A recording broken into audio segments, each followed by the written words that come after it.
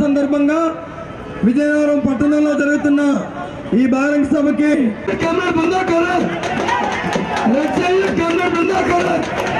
బహుళజాతి కంపెనీలకు ఆహ్వానం పలికి కార్పొరేట్ శక్తులకి భారతదేశానికి ఆంధ్ర రాష్ట్రాన్ని ఇచ్చిన హామీలు ఏమొకటి అమలు చేయకుండా ఒబామా గారు తీసుకుని ప్రజల తరపున ఉండకపోతే ప్రజల ఓట్లు తీసుకొని ప్రజలు ఎందుకంటే ఎక్కడ బిల్డింగ్ తయారవుతున్నా చెన్నైలో కావచ్చు అనిపిస్తున్నాం.